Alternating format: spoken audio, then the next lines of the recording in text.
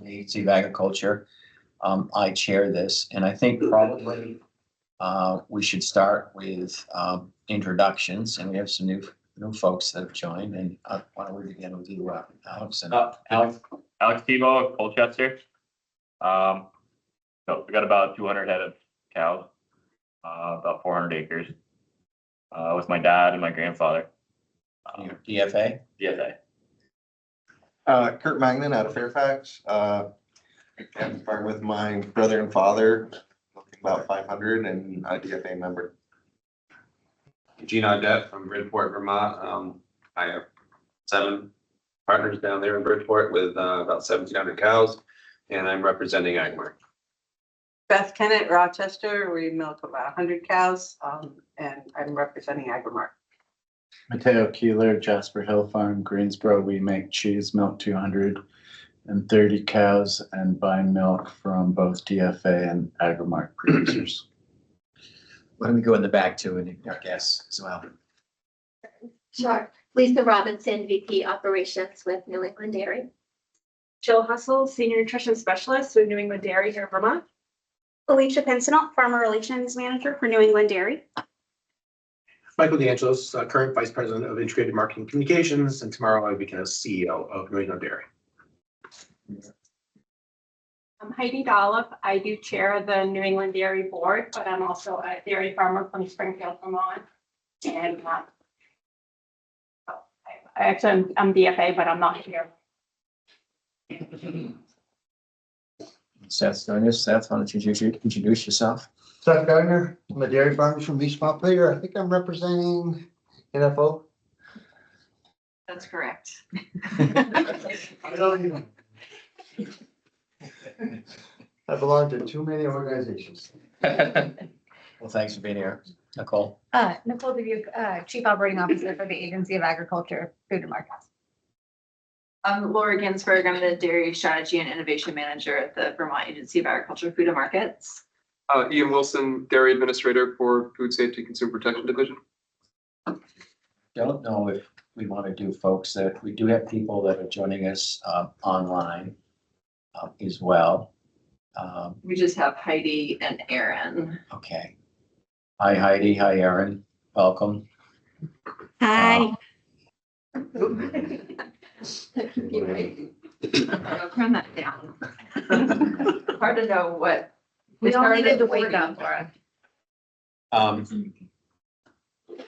Just so folks are aware, we record the meeting as well. So the meeting will be recorded. There'll be people that will be coming and going online and so forth. So also just maybe briefly go over the agenda as I look at it here.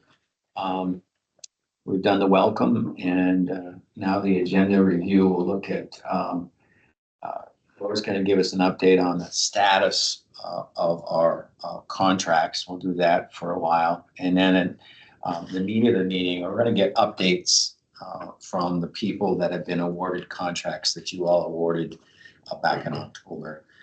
Just a little. Those things began in January. So these are some of them are mid-level. They're various stages of their work. So we're, tomorrow will be May 1st. So many of them are just 5 months into it because we go a calendar year with these contracts. So from January to January. So we're in the challenge with that is going to be, we're going to have to keep everybody on task and on time because there's a lot of updates that we're going to give you about those awards. Maybe a little stickler about making sure we stay on time, and a lot of them will be joining us online for those presentations. So we'll get a good sense of what you funded and how far along we are in the projects. Yes. If I may say, this is new to most of us because in the past, at least my experience is we made the awards and that was the end of our jobs. And now this is creating a different atmosphere for us. So. Yeah, and I think these are just updates, just so you are informed. This is, and the reason we think this is important for you because you've awarded the money, and this is just like, hey, I don't think there's any work that you're gonna have to do. These are just updates for you, like, okay, this is where they are in the process, and this is what, you saw the concepts, you saw the bids that they put in.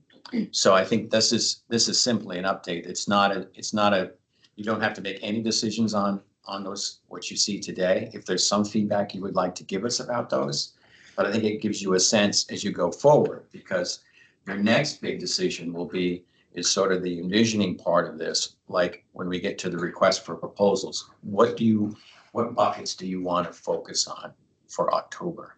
So this will give you an idea, I think. Maybe you'll like these, maybe you won't like these, maybe you want to do more of these. So I think that is the purpose of these, 5-minute, 20-minute, 10-minute updates that we're going to give you. So we're not gonna get too detailed. No. These are going to be rapid fire. I mean, we're talking Okay. 5 to 10 minutes, right? 5 minutes per contract, up to 5 minutes of questions. Yeah.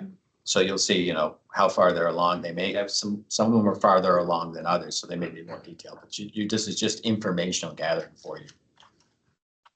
So we'll do that.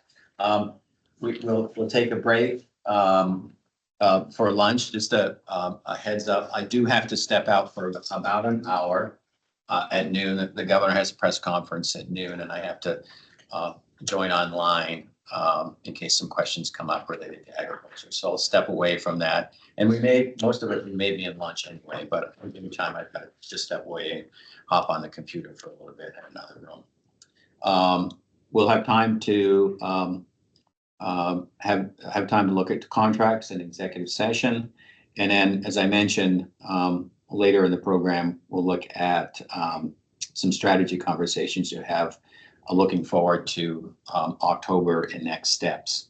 And then we have some time for public comment, and hopefully we'll be on time and get you on your way by 3:00 according to the agenda. So with that, I think we're going to turn it to Laura Hinsberg now. Can we just have the people who? Oh, just yes. stepped in Welcome, introduce Jeremy. themselves? Welcome, Jeremy. Jeremy Stevenson, Tucker Hill Cheese. Yeah, Brian McGarry. Hi, Brian. McGarry Gary. Great. So Jeremy and Brian are both voting members. So we don't have Kurt, you're holding down the vote for DFA today. Okay. At the moment. So we've got a quorum of Agrimark members, of independent members. One voting well, Alex, you could be a voting member if needed as an alternate today.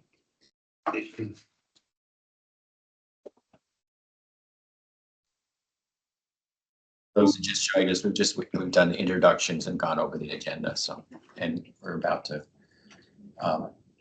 talk about the current status of the contracts that have been awarded. Correct.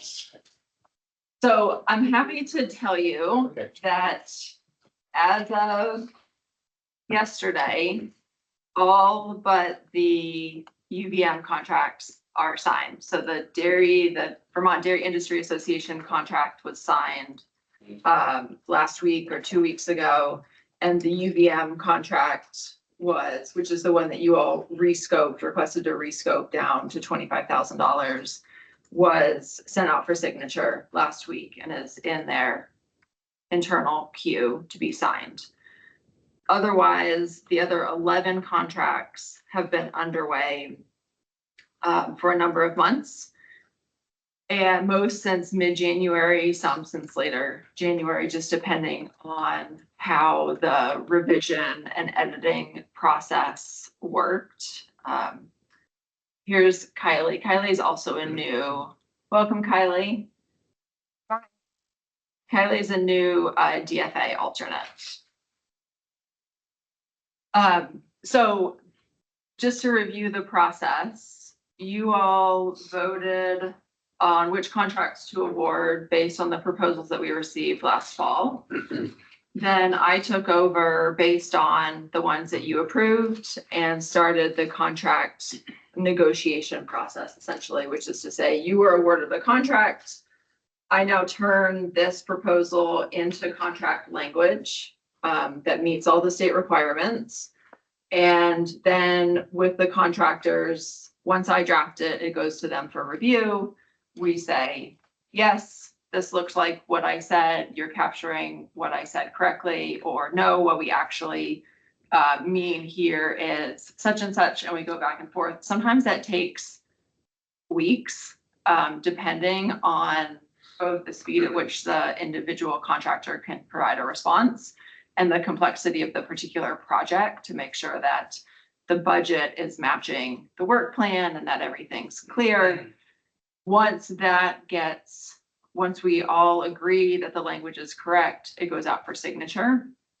Once it's signed, it gets underway. To be totally transparent, I have written dozens of contracts for the state. I have never written and gotten 11 contracts underway in such a fast period of time. So I am pretty proud of, good morning, Martha. Hi, good morning. Pretty proud of the effort of everybody on both sides. Because it's not just me at the agency, it's the business office, it's our grants and contracts team. Everybody has to make sure that we're doing everything right. The contractors have to get back to me in a timely manner to get the edits done. So things worked really well, almost seamlessly for almost all the contracts, and they got underway very quickly. So that was a really great achievement. Since that point, the contractors, aside from VDIA and UVM, because they're not underway, so they can't do any work until the contract is signed, they've been plugging along on their projects, doing what they need to do to meet their goals. And you'll hear about that work today. It was also in the updates that all of you received on the 13th of April when I sent them out. What has happened since then is the updates that I sent to you is what they sent to me. And I read through them and I make sure that they meet the requirements of the contract to say, this is what I should be reporting on in my first interim reporting report. For Vermont Dairy Producers Association, it's monthly. So I've reviewed now 2 of those. And I just cross-check. So I'm looking at, are they doing the things that they said that they're doing? Are they billing, is the amount that they're billing for matching what they're providing invoices for? Can I confirm that this work is being done? If I have questions, I ask the contractor, what does this mean? Or can you provide me some more detail here? If it looks good, I approve it and I approve the payment. And so at this point, every contractor who has submitted a report, except for one of the New England Dairy reports, which I had some questions, they have corrected and resubmitted, has gone out for, I've approved the payment and it's in the queue to pay on the agency side. So everybody's getting paid on time. The payments will go out in the next couple of weeks because it's a net 30 payment schedule, which is outlined in the contract. VDPA is the only one that is different. They received money upfront because they had costs coming into the new year. They had to demonstrate that they expended the first payment before they received a second payment. They have since received another payment because they had additional costs. And their contract is moving faster because that is how it was structured. So they're actually mostly expended. So if you are interested, I can show you what my tracking sheet looks like, how I make sure that we're doing the right payments for the right contracts on the right schedule. Any of sort of like the operational pieces, I'm happy to show you. You are also welcome to, you did receive the proposals and the scopes, and I sent the contracts out. I'm happy to walk through with you any of the pieces so that you know exactly what I do. That's also going to be a component of the executive session, where I'm just going to raise some flags to you all for consideration about the next RFP for things that have come up on my end throughout this process. So as far as I'm concerned, everything's running really well. Communication with all the contractors has been very good. It's been a little slow with the ones that aren't yet underway, but we've made it across the finish line to get those contracts signed. And otherwise, everybody is working according to the schedule in which they laid out in their proposal. So there's no real surprises there or anything strange happening. If there were any questions for Laura about the process? I have one question, and maybe you covered it, and my apologies if you did. Is there any opportunity to change that process going forward? So that like if an organization submits more than one proposal, that we don't get that redundancy. I mean, you're reading through the same general information over and over and over. And I'm wondering why that is necessary. So the information that the contractors provide should be specific to that scope of work. If there is redundancy, that is something that we should discuss. And that will come up later.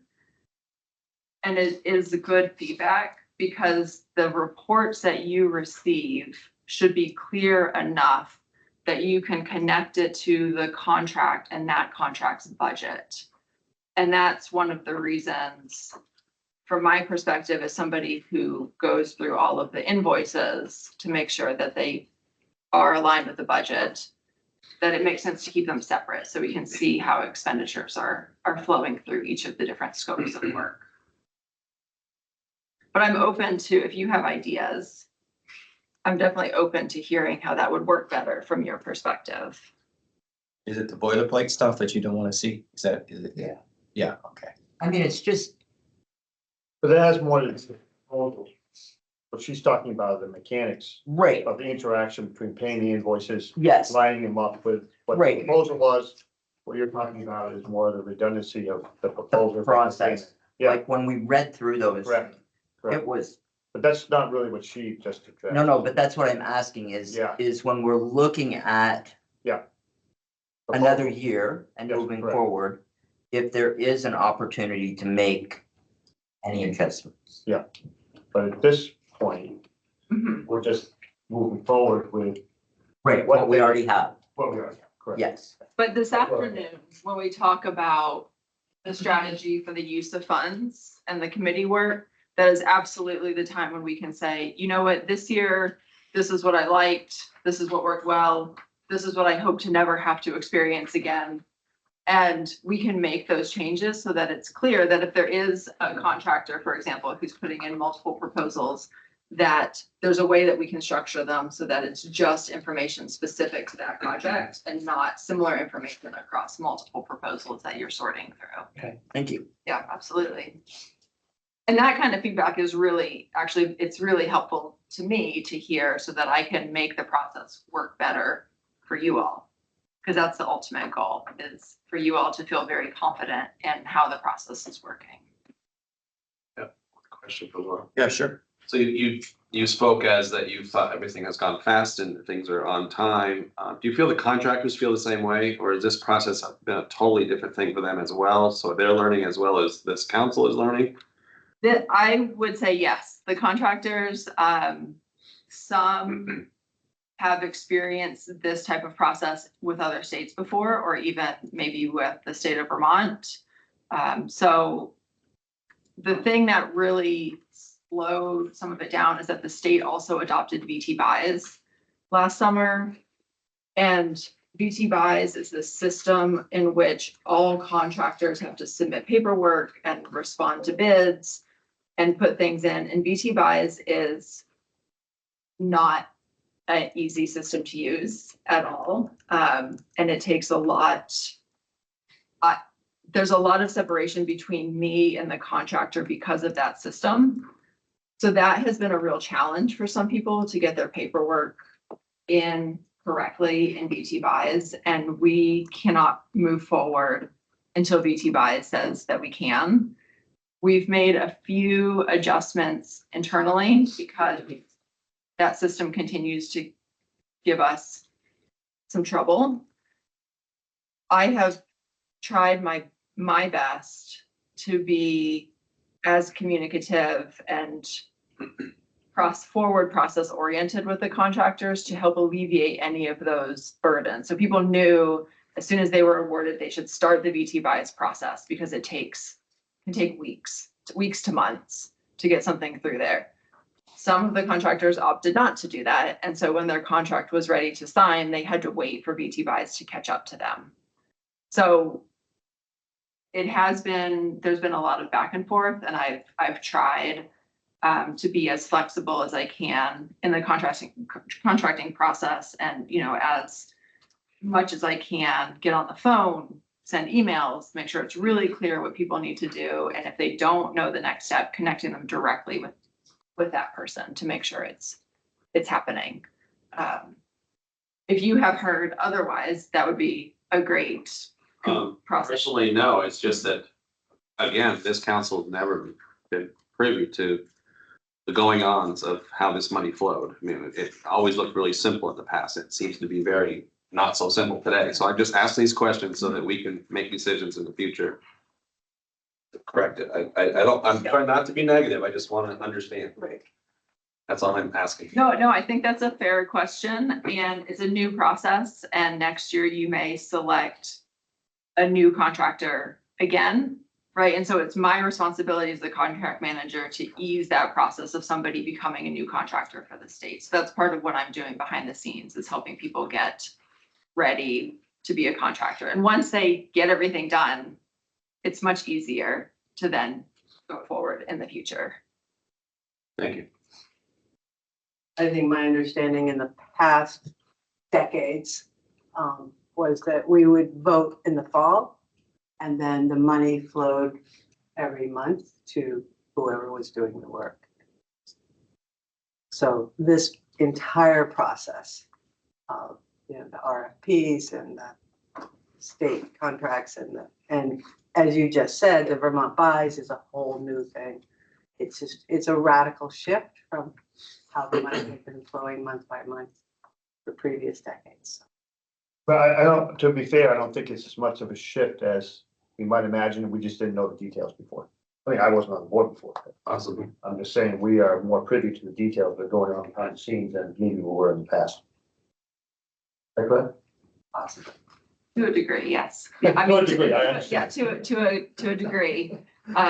Doing 13 agreements is definitely a different situation than when we just had 2 or 3. Correct. And it's a different process, but the mechanics on our end are very similar as far as like payment. We just didn't know what they were. Right. Yep. So I would respond a little bit to that. I would like to ask the question in executive session later this afternoon. Yep. All right, I think we're ready for our first update, one of our contracts, and it's Agency 29. Say Cheese, Vermont. Jen is on. Hi, Jen, welcome. Thank you. Thanks for having me. So, welcome. I think we have you up for, is it 5 minutes? These are just rapid minutes. Yep, about 5 minutes. About 5 minutes, so it's all yours. All right. And Laura, you're going to be my Vanna White. Yes, just let me know when you're ready to switch to the next slide. Excellent. Next slide, please. All right, so this project, we're wanting to make sure that when anyone thinks of dairy, they think of Vermont, that those two things are synonymous to each other. And so it's designed to directly benefit Vermont dairy farmers by building consumer awareness, preference, and demand for Vermont-made dairy products, strengthening farm gate returns, and supporting the state's agricultural economy. We're focusing on cheese so that we can lean into the sector of dairy that's trending in the right direction. And we're showcasing a real Vermont farm family and educating consumers about dairy's role in wellness, sustainable, and everyday life, and reconnecting people with where their food is coming from, reinforcing the pride and the stewardship of the farmers behind it. Every campaign touch point, from short form videos to retail signage, to social media, to event activations, will get the farmers' investment, ensuring consumers understand the campaign is made possible by Vermont dairy farmers, giving farmers both visibility and voice. So next slide, please. We began in January. We did the kickoff with Laura. I've met with a number of stakeholders and folks across the farm or across the industry there in Vermont. We finalized campaign goals, KPIs, budgets, and creative briefs. I'm getting some feedback. Are you guys hearing me okay? We can hear you. You're a little lower now. Okay. And we began the search for our model farm family. We did that through outreach to producers, extension services, our ag networks, and we secured our model farm family. We had Seth and Kate Leach and their family at Woodlawn Farmstead join us. We just did the shoot, so I'm excited to share more about that with you on our next reporting meeting. We also had 5 other families express interest. And Seth and Kate said that they heard about it through the Cheese Council, actually. So that was really interesting. So those goals were achieved. Next slide, please. So again, we did all organic social media posts from the Agency 29 channel. We reached over 2,300 people. The post was shared 13 times, engaged with 140 times, a 6.63 engagement rate for all those posts, which was fantastic. So we shared it with our partners at Mondo Media Works, Vermont Tourism, Cheese Council, and with the VDPC, who all passed the opportunity along to their audiences. Next post, please, or page. Next, we started work on the creative development. We got the scripts and the storyboards going. We've started work on the campaign toolkit and visuals, and we developed the 3 to 5 short form video concepts.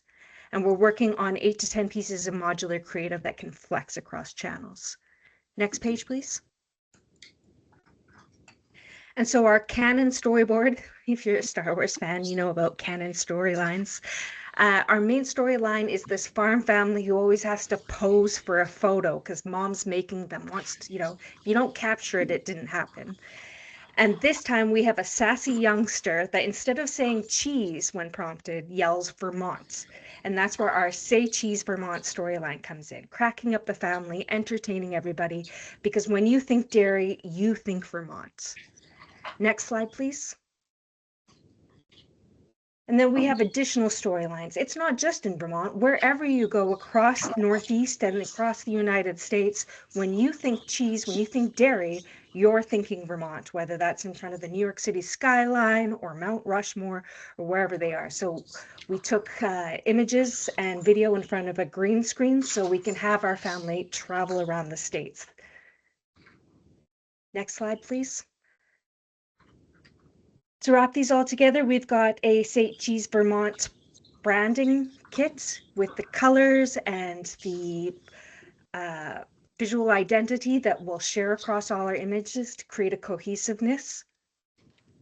And it's all coming together really, really great. As I mentioned, we were down in Pollitt on Sunday and Monday and Tuesday. We did our filming and our photography, and I can't wait to share more of that with you once we get those images back. I believe that's everything, Laura. Yes. That is, yes. Any Thank you. questions? Yeah, just one question. When is the official launch and when will the public see this campaign? End of June. We're hoping to do a bit of a splash about the same time as Fancy Food Show in New York City.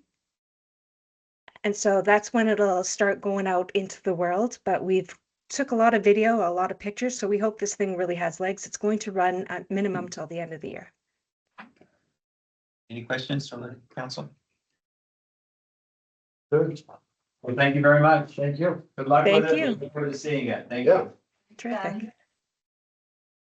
All right, next we have New England Dairy. Jenny it's Jenny Carl's last meeting, official last day at New England Dairy. So I've offered for Jenny to say a few words before she leaves us. Great. Well, welcome, Jenny, and thank you.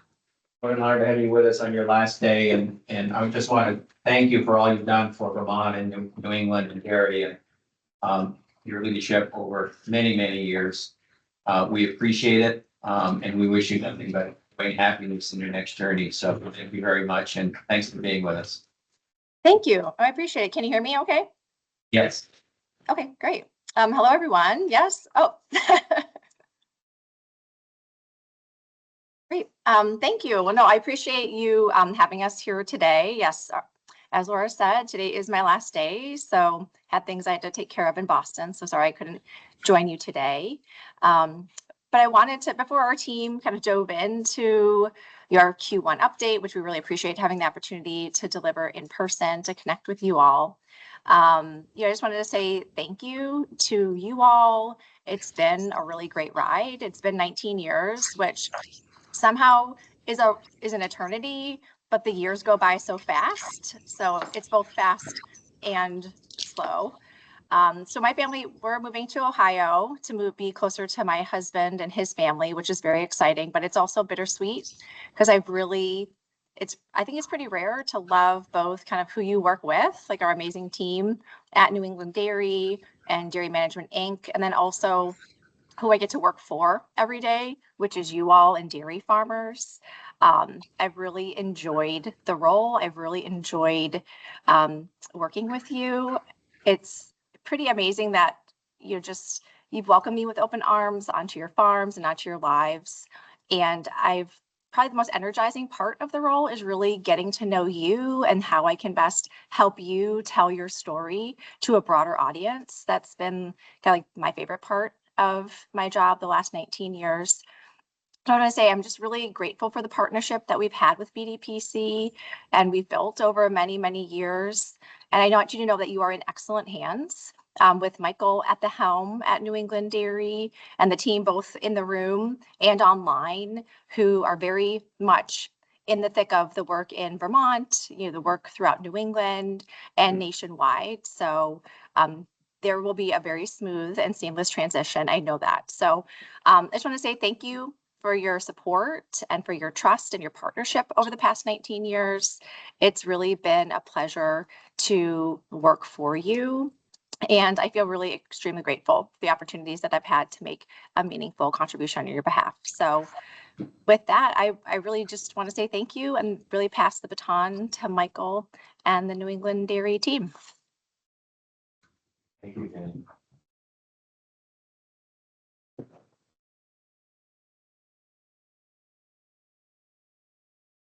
So we have New England Dairy's going to do their slot. They have a number of contracts and they're going to do theirs all at once. So welcome and congratulations to you and your team, and it's all yours. Thank you very much.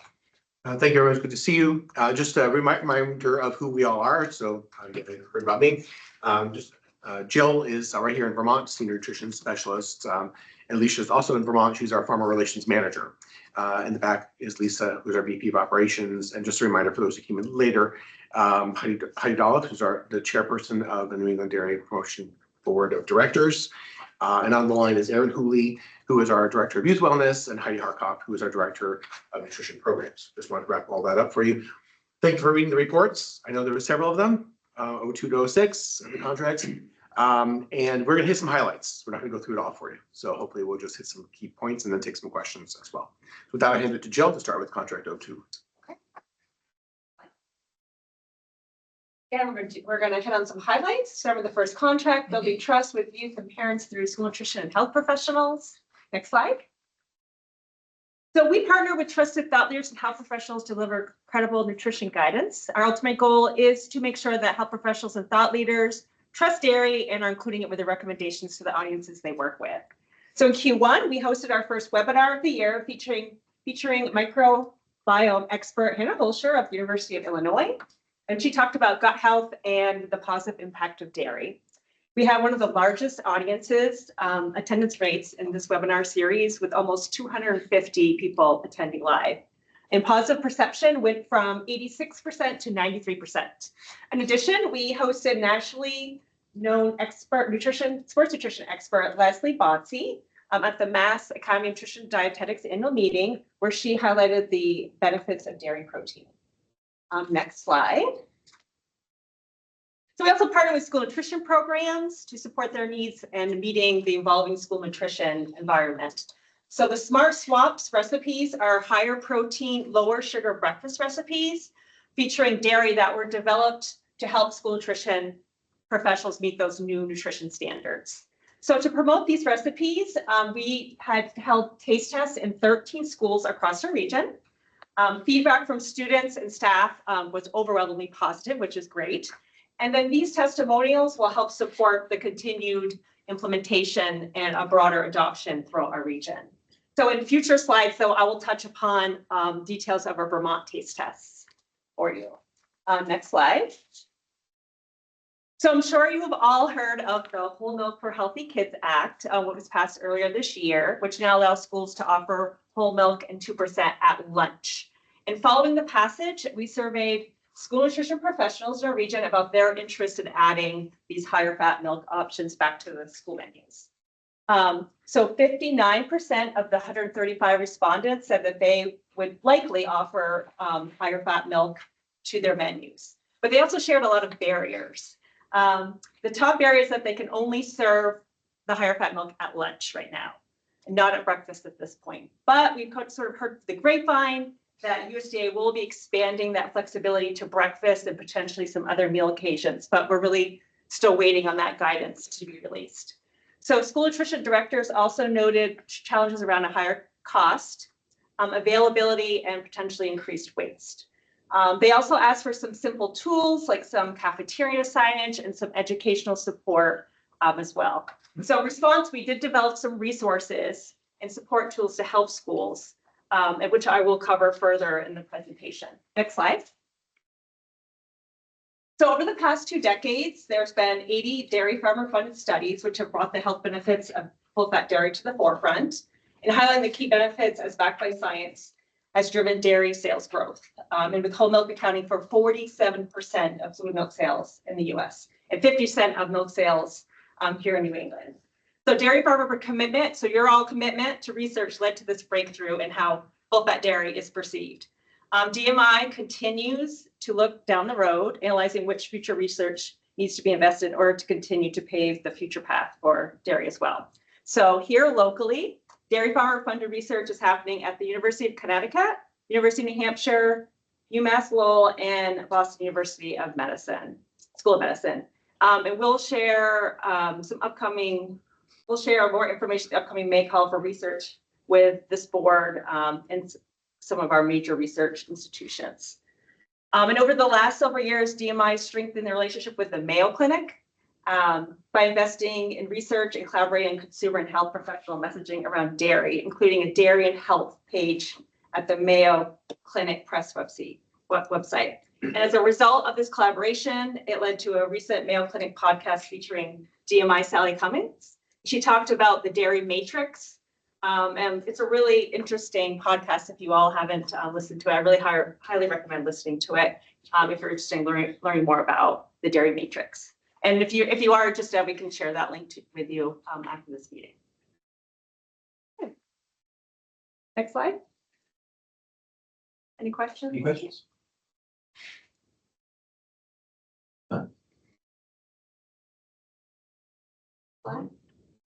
Great. So this contract, contract 3 specifically focuses on our work to directly reach consumers and our target audiences. So next slide. So one of the ways that we do this is through influencer marketing. So influencers are people who are widely followed online, either for their lifestyle or fitness or other topics that they really hone in on. So we use influencers to reach consumers, knowing they have a built-in audience who are already engaged and trust them.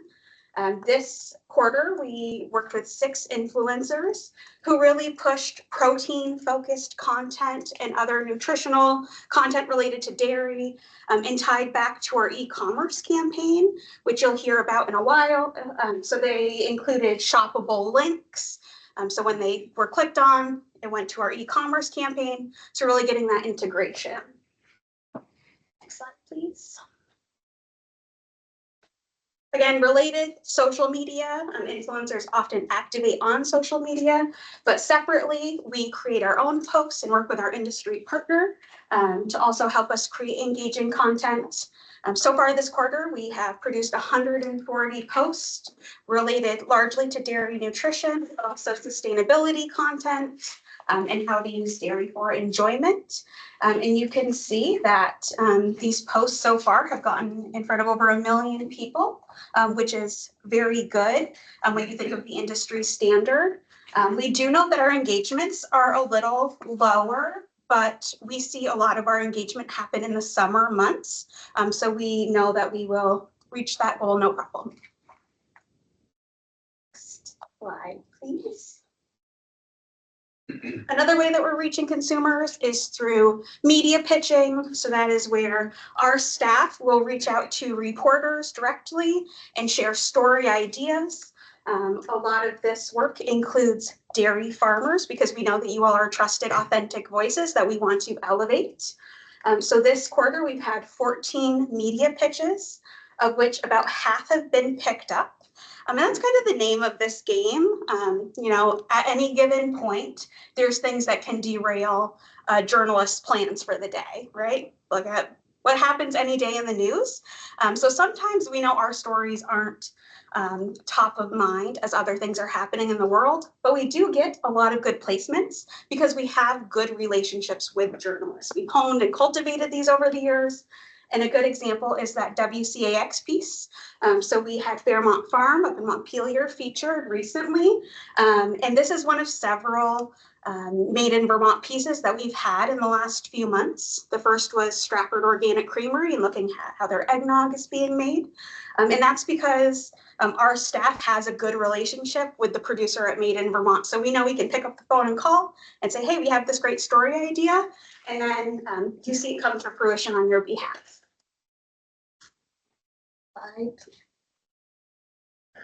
So thinking of, you know, work at the national level to reach consumers, we really want dairy to be part of cultural moments. So one of these is the South Beach Food and Wine Festival, or SOBI, down in Florida. So our partners in Michigan and Florida for dairy promotion worked with DMI to bring this activation to life. So you had people that were already engaged in food and influencers and other people who are able to amplify this messaging for dairy, really bring dairy in a fun, unique, unexpected way. So you'll see these huge cheese wheels. They did it as a parm bar. So tapping into those influencer fitness folks and really bringing dairy in unexpected ways. So they were in the community as well as at this event. So really bringing dairy to unexpected places. And this is work that will continue into the future.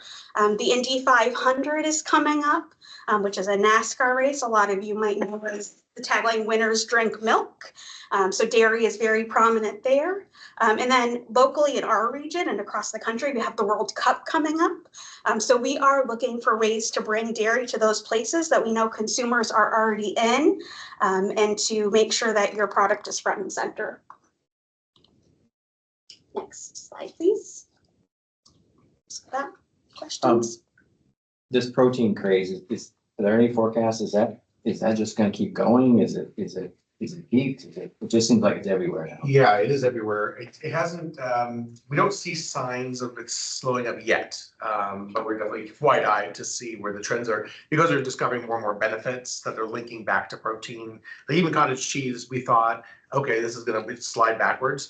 But now I think we're 3 years into double-digit growth year over year in cottage cheese. So it's, again, it's that protein piece. So there's not a lot of signs yet of it pulling back. It's more now pairing it with fiber, like so protein and fiber maxing. So it's like there's new twists that are keep developing over time.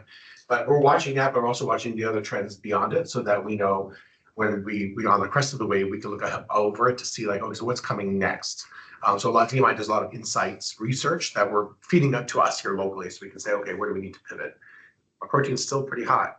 That's what the Parm bar, they were like linking it back to protein. So it's like, you know, you're a fitness person, you eat Parmesan cheese bar, which doesn't quite sit well with me. I'm Italian, so that goes over pasta. But you know, whatever floats your boat, right? You eat some cheddar cheese, better choice for me. But yeah, so I think there's opportunity to keep pushing that a little bit more. And in many different ways. Even milk, just milk alone is a great protein source. So we don't need to fancy too. Any questions? Next one. All right, so next slide, moving on to highlights of our next contract. This is our dairy sales work in schools and retail in our region. Next slide. So the goal of our school grant program is supporting increasing dairy sales and participation in school meal programs. And we offer grants to fund equipment, marketing, and innovative school meal concepts. In the first quarter of this year, we partially funded equipment and marketing grants for 4 schools in New Hampshire and Rhode Island.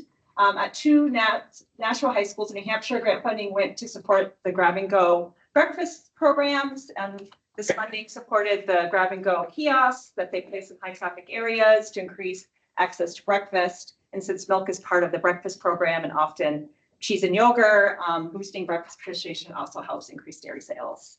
In East Greenwich, Rhode Island, the middle and high school are launching custom dairy bars. And what these are, they build on students' interests and meal customization, including the equipment and recipe ideas to like build your own like mac and cheese bar or yogurt parfait bar. And then in the future presentation, I'll talk about the grants that we funded for Q1. Next slide.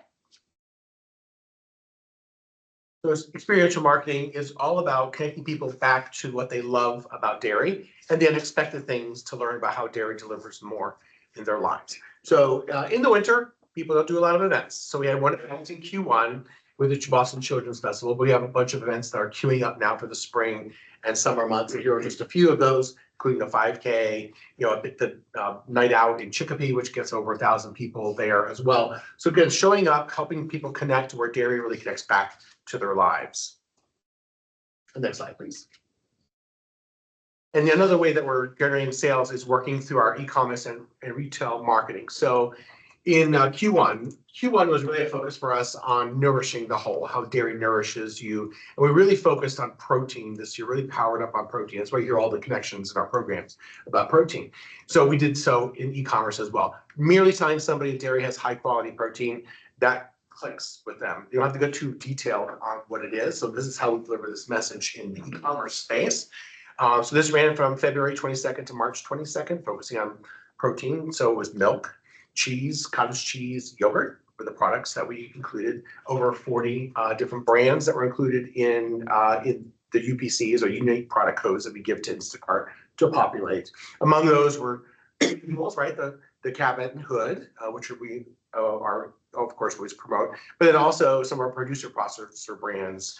Jasper Hill was included, Green Mountain Creamery was included, Monuments, McNamara's. So really looking at the scope of both brands in our region that are unique and special to Vermont, special to New England, as well as the larger brands that pull across. So the results are still being calculated because we went back to them and said, we need some more data. We need some different data from you. So they're working on some numbers for us, which will be in their next report as well. But the performance so far looks like it was very, very strong. Next slide, please. So what's happening at the national level with Dairy Management Incorporated, UDIA is an aspect of Dairy Management Incorporated, really drives back home locally and how it really impacts you here in Vermont and throughout New England. So this, you may have heard about Dunkin', beginning with protein milk, right? So you put your different coffees and different beverages that you'd like. It's a lactose-free, high-protein milk that you can include now into your products. So this is really on trend. Everyone thinks they're lactose intolerant, whether they are or not. So lactose-free milk is super popular, and protein obviously is very popular as well. Where DMI was able to help out with Dunkin' when they approached them was that Dunkin' had a much longer time frame for bringing this to market. DMI expedited it by 18 months. So we'd still be waiting for this product to come out had DMI not worked with them, say, hey, listen, we can help you solve this quickly. So this is one way that it really is. And if you think about a popular lactose-free milk that may be in your supermarket, that may be the product that I saw at my Dunkin' when I was getting coffee the other day. So put the pieces together. There's some things under NDA that are working between DMI and Dunkin', but know that it is affecting you here locally. This is benefiting local farmers in the Dunkin' partnership. But also, so much happens at the national level that sometimes I know it can feel disconnected to you here at home. I mean, you're farming and you see your dollars go out and you're wondering what exactly is happening at the national level. This was a study conducted, this return on investment study was actually conducted by Texas A&M by Dr. Earl Capps, and he's done this study multiple times to look at how do some of the national programs really impact return on investment in sales dollars. So particularly initiatives that tie back to sales dollars. So you see food service partnerships, which Duncan falls under that. You know, the investment in really innovating in dairy and bringing it to where people are eating has really brought back $3.50 to every $1 that has been invested by checkoff dollars. That's actually improved over years as they've been more strategic in those partnerships. For example, whole fat dairy research. I mean, people are in love with whole fat dairy, cheese, whole fat milk, whole fat yogurt, really driven by the science, which tells us what we can say and then how we can market to the consumers. So that whole fat dairy, those 80+ studies that Jill mentioned, funded through National Dairy Council and supported through Associated Research, bringing back a $35 investment for every dollar. And those are your dollars at work at the national level, but it's happening here locally, right? People are purchasing your products because they know that dairy fat's nutritious and good. And lastly, exports. You know, the glut of butterfat on the market, the increased production naturally of milk.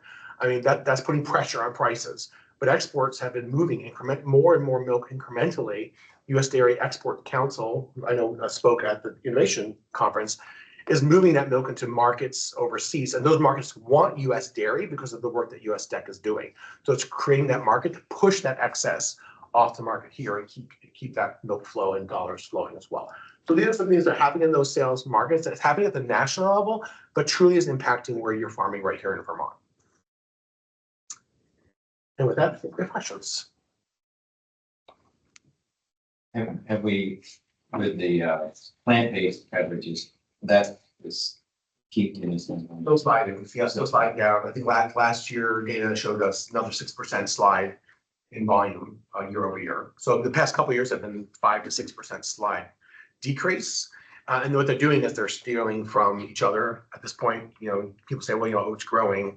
It is, respective to the other ones, but almond is still the major share of the beverages, and they're going down. They've been sliding down dramatically. So if their share is larger and they're decreasing, the overall pool is decreasing in plant alts. And people are turning to other beverages that are more competing against, like fluid milk and other dairy foods, because they're going to like the sports drinks, which are super popular, the Monsters, you know, all those things that are filled with non-nutritionally good things. I was going to use another word. But you know, we have the chance to come in on the back end and say, here's where dairy really can meet those energy needs, the satiety needs, the focus needs. Like we have research that's driving us in that direction, so we can take that share away from those other competitive beverages. That's really what's eroding that. Yeah. The 35-to-1 Yes. ratio on dairy Yes. fat research is tremendous. Last funding cycle, we turned down a proposal for dairy fat research because it was unclear whether it was going to be replicating research that's happening at a national level. Yeah. How can we understand what is being studied, what studies are out there and ongoing, and what questions need to be researched so that we can direct some of that locally? Yeah, that's a great question. So to the first part of that, we can connect you right back to NDC and can actually get you the studies that are currently in progress and things that they're looking future wise. The second part of that question, so DMI puts out a call for proposals every year, and we share that with all the universities throughout our network here in New England. And so when the beauty of having it run through NDC is that they are able to do that cross check for you to make sure this research is then building forward, because what they're doing is they're taking consumer insights and saying, what do consumers want? Then they're saying, okay, what does dairy do? What does it have? Let's do the research. Now let's go do product innovation, because we know now dairy delivers that. So they're kind of looking at these three parts to say, where are the needs? Let's discover more about dairy. And now let's go market that through products and marketing information. So NDC is directly tied into the innovation team at DMI, so that I would encourage folks who want to submit research, you know, and I absolutely agree and understand why you want to look at research proposals here, to run it through the NDC, because they will make sure that it's all pulling together, and they'll be able to fund it better than, quite honestly, they'll have resources that'll help fund it, you know, more long term, because sometimes research takes multiple years to really get to that full point. So we can definitely work with you if there's folks who are interested and you know it. We can connect them back to NDC and say like, work with those scientists there, they'll hook you up in the right way to get the right stuff done. And I personally would love to understand what is in the pipeline. Yeah, absolutely. We can definitely follow up directly. Yeah. Let Seth ask his question and then. Yeah, Jeremy? Oh, yeah, no, I just want to say to the credit of BDPC, you mentioned in your PDF, not here about Janet Kraft's work. Yes. And that you'd been featuring that, and that was a pretty cool little piece of work, very small study, but peer review that was directly funded by this group. And NDC and DMI, it was a joint. There was, yeah, and it was, yeah, it was during a tough time too with COVID, but. Yeah, it was a rough, yes, stretch there, for sure. It's kind of a nugget, you know, that was quite a finding that she had. Yeah, and that's an important part of the overall, all the pieces that fit together on that whole fact research, and there's so much happening in that space. We're happy, we can coordinate however you want to share updates out. I'm happy to have a conversation if it's allowable to bring more directly to you, Matteo, in terms of that as well. But that connection to what the consumer need is, what the research is, and then what the product innovation out of that is what's been really connecting the dots for how we can drive that sales and leverage the science, right? At the end of the day, we're not really a science organization for the sake of curiosity, right? We want to sell a product. So we have to do the science to get us to that point where we can make that product sell. So that's how this research is helping connect the dots and building trust with our dietitians as well. I think Beth, you had a question. So I was just going to say for those who are newer on the board, we've had a joint research committee for decades. Tom Magnet was chair, and then he handed it off to me decades ago. But I just honor and respect all the work that Tom Magnet had done as chair of Joint Research Committee. We had people appointed from the VDPC and people appointed from the New England Dairy Board to serve on that joint research. And what we did, it was really pushed by Ed King from New York, because New York does contribute to this pot of money as well. For us to run things through Cornell initially, and then we went to DMI. And any of the research proposals that we received, whether from UVM or whomever, we had them run through the research people at DMI to vet them, to make sure that the amount of money was thoughtful and responsible, and that the research proposal itself had real value and relevance to our dairy. And also that it was within the framework of what we are allowed to fund with our dairy promotion checkoff dollars, because USDA has very, very strict rules on what you can fund with promotion dollars, very specifically. It can't be pre-harvest. I remember several decades ago when I was first on this, that we funded research at UVM with Woody Pankey on mastitis. And USDA said that they would pull all of our checkoff dollars if we continue to fund our research. We couldn't fund things that would help the cow make more milk. We could only fund research that would help us sell more milk. So it was an interesting time period. But our Joint Research Committee has worked very, very well for decades.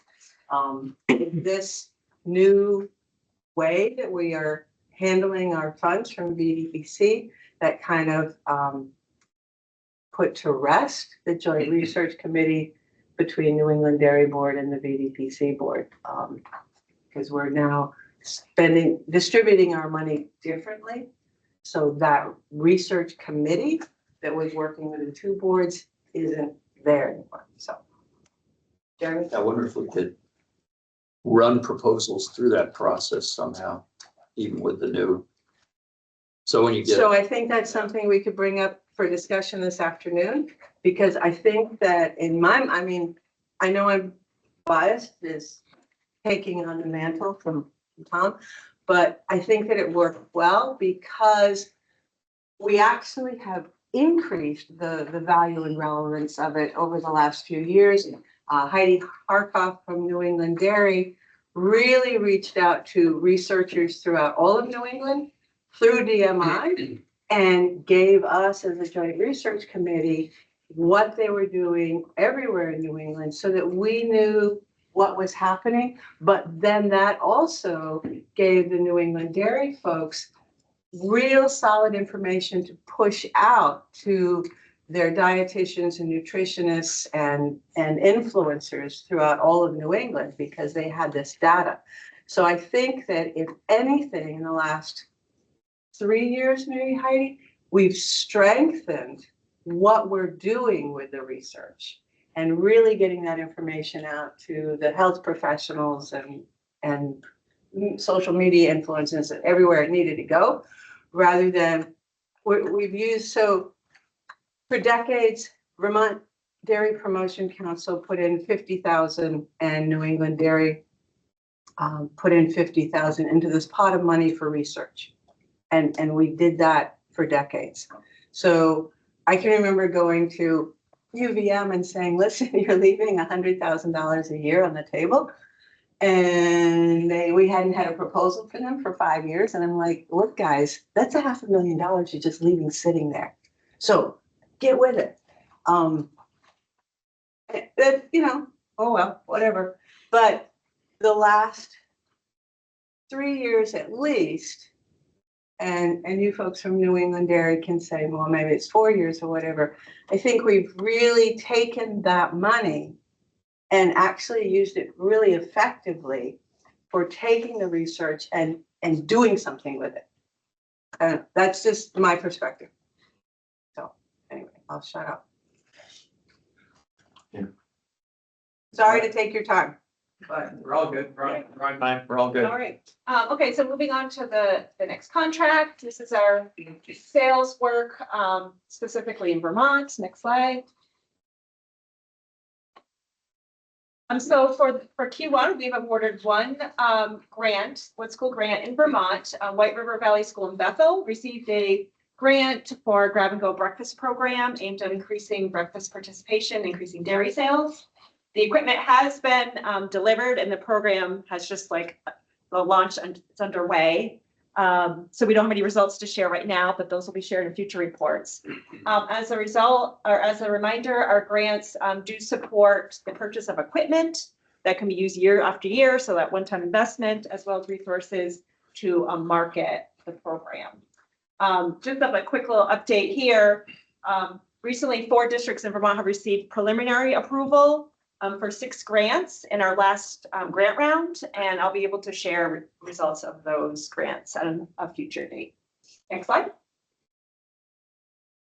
So our Chill Out with Whole Milk program helps school nutrition staff monitor milk cooler temperatures and follow those best practices for quality milk. Schools enter our Chill Out with Cold Milk contest by submitting milk temperatures taken before, during, and after meal service via a survey. And this helps the schools identify incorrect milk temperatures that might be above the 35-degree temperature to ensure that milk is always consistently served at its best quality. To date, we've had 10 milk temperature surveys submitted from 10 schools in Vermont. And then as part of that contest, we award a CalSpot milk cooler, and Ferrisburg Central School in Vermont was selected to receive the cooler. Next slide. So on previously, in our different contract, I share with you the Whole Milk for Healthy Kids Act and what we're doing to support schools in serving higher fat milk. From an education standpoint, we've provided Vermont school nutrition professionals with an updated fact sheet, which you can see here.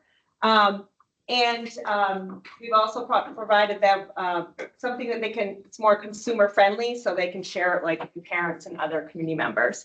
And the purpose of this is to really educate the benefits about serving higher fat milk with school lunch. And then from a promotion standpoint, as you can see here, we have some of those promotion materials. We have the poster that identifies whole milk in the cafeteria. And then also for our bulk milk dispensers, we've developed some whole milk magnets that they can stick on there to identify whole milk.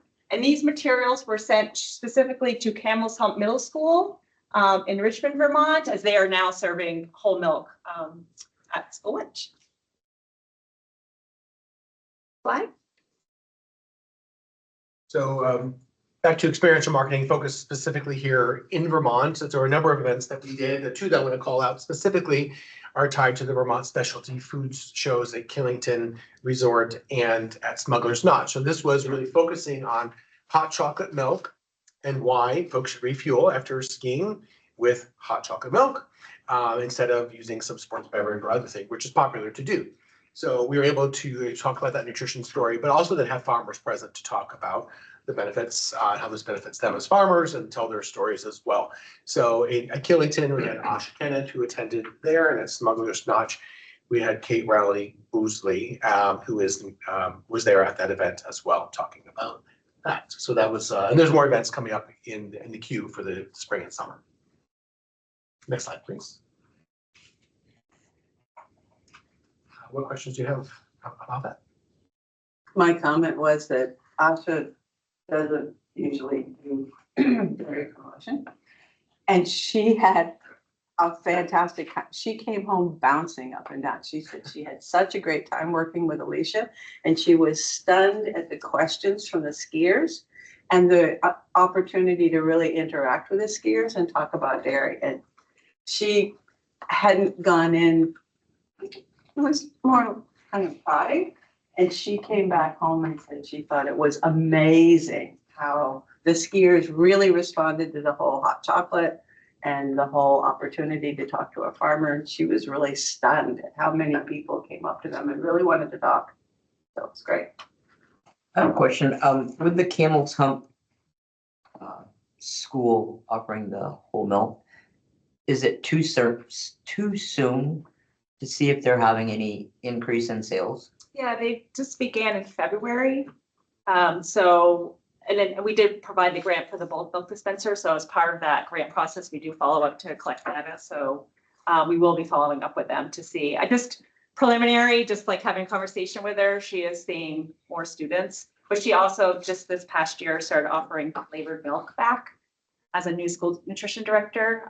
So it's sort of hard to balance. Is it the whole milk? Is it the flavored milk? So it'll be interesting to see. And my other question is, like, similar to like the hot chocolate event, is there any plans to, it seems like these mountain biking events are becoming like all the rage. Is there any plans to maybe do a refuel at some of those events? We're always looking for those kinds of events where we can talk about the refueling messaging. So yeah, we can definitely bring that feedback to the team. And it just seems like that's something that's new and becoming very, very popular, and it would be, at a different time of the year other than the cold. Yeah. Yeah.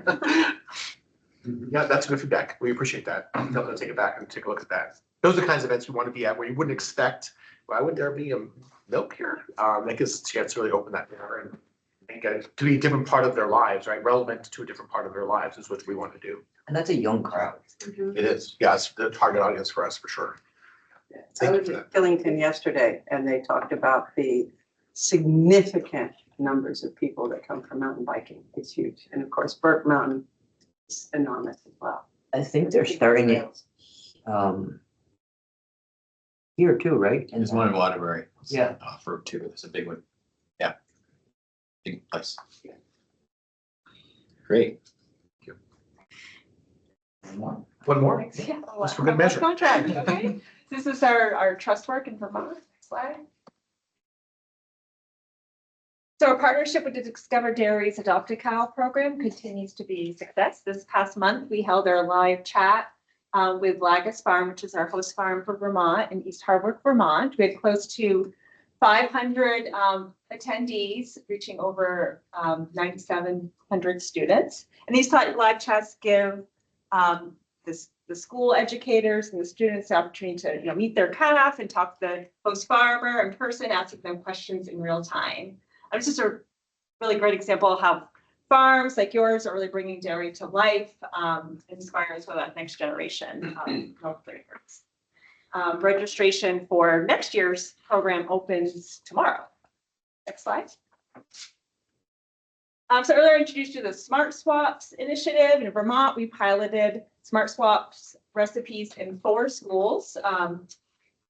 That would be Champlain Valley and Mount Mansfield Union School Districts.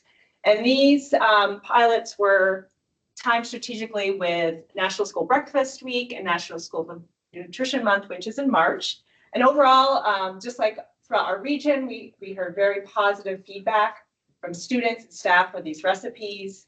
What was sampled was the breakfast grilled cheese, a strawberry pancake yogurt parfait, you can see here, as well as some chicken and waffles with the honey mustard yogurt sauce, and breakfast fruit crisps with yogurt. And we got some feedback like, okay, the young kids don't like, too spicy, but the older kids like it. So we're taking this feedback to really build that momentum and continue to educate to broaden the adoption for other schools across Vermont. I also plan to do some recipe sampling and some program education around this initiative at the School Nutrition Association of Vermont. Next slide. So you've heard so far a lot about our work to reach consumers, either directly or through our industry partners. And now I'm excited to share with you some of the ways that we are using farmers to reach consumers and how we are serving you directly. So one of those ways is through our Dairy Ambassador program. So you may recall a few years ago, this was solely based online, and how can we equip farmers with the tools and messaging to reach consumers in the digital space. And we know that dairy promotion happens everywhere. So last year we opened this program up to also include in-person events, which has been going very well. And providing a more holistic experience for farmers and dairy promotion. So this year we have been working with Mara Deckers, whose family owns Taft's Milk and Maple in Huntington. And one of the ways that we activated Mara so far this year was for National Ag Day, which happens in late March. And Mara wrote an op-ed talking about the value of dairy farming and how it's contributed to her life, and why people should appreciate dairy farmers in a moment of time that kind of people are more aware of it. So this was placed in local papers, including the Times Argus, the Rutland Herald, and also was in trade publications like Morning Ag Clips. So really sharing our work both with industry partners and with consumers. Next slide, please. The other way that we have always worked and will continue to work is that we educate and engage Vermont dairy farmers. So we partner with organizations like the Vermont Dairy Producers Conference, New England Green Pastures Committee, which includes a Vermont Farm of the Year, the Vermont Cheese Council. We sponsored their winter conference that's coming up tomorrow. And we also work with partners outside of Vermont, but that directly impact and benefit Vermont dairy farmers, including American Farmland Trust. And of course, we continue to show up in spaces where you all are, because we want to hear what's happening with you all and, where can we fit in to benefit you all most? So things like working with our local watershed groups and other partners. Next slide, please.